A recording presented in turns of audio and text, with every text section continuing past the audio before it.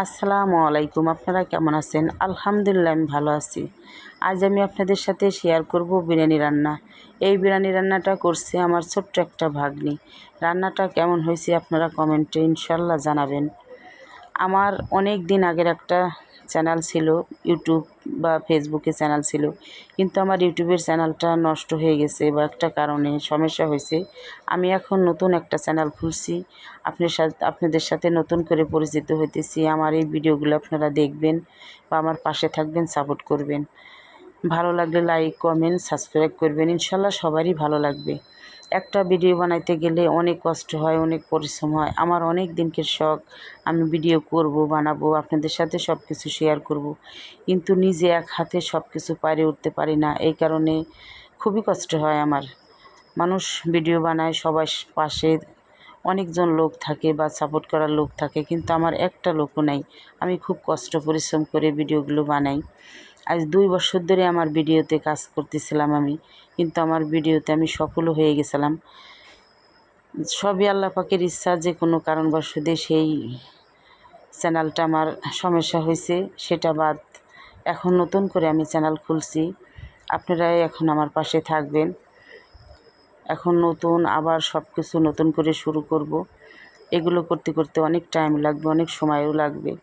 কি করব, তারপরেও আমি চেষ্টা চালিয়ে যাব, আশা ছাড়ব না। আমার ভরসা আছে আল্লাহর প্রতি। সব কিছু আল্লাহ সবারই ভালো করে। আল্লাহ তাআলা কাউকে খারাপ চায় না।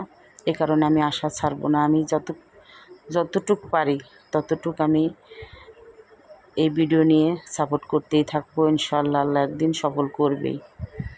তা আপনারা যারা যারা নতুন নতুন কাজ করতেছেন, ইনশাআল্লাহ আমি সবার জন্যই দোয়া করি, সবাই কাজ করতে থাকেন, ইনশাআল্লাহ একদিন সফল হবেনই। তা আমার এই ভাগ্নির বিরিয়ানি রান্নাটা আপনাদের কাছে কেমন লাগলো কমেন্টে ইনশাআল্লাহ জানাবেন। এই যে একটু হেল্প করতে গেছি, কিন্তু হেল্প করতে দেয় না, ও নিজে হাতে এক হাতেই বিরিয়ানিটা রান্না করছে। তারপরেও যতটুক ধোয়া কাটা একটু হেল্প করে দেওয়া হয়েছে ওরে, আর ও নিজে হাতেই রান্না করছে।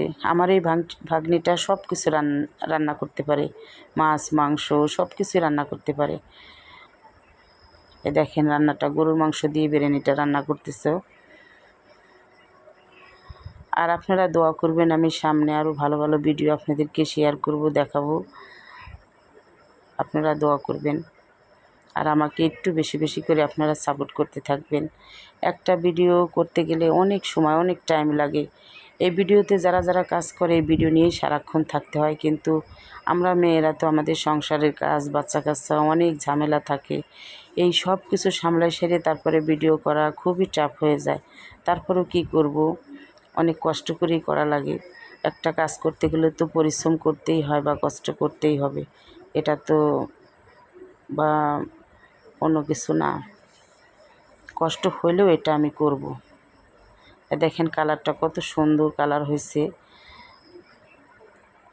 এখন এই যে চাউলটা ঢেলে আবার লাড়াচাড়া করেই তারপরে রাইস কুকারে রান্নাটাও করতেছি। রাইস কুকারে কড়ার ভিতরে এই কষানো হয়ে গেলেই রাইস কুকারে দিয়ে দেবে বিরিয়ানিটা।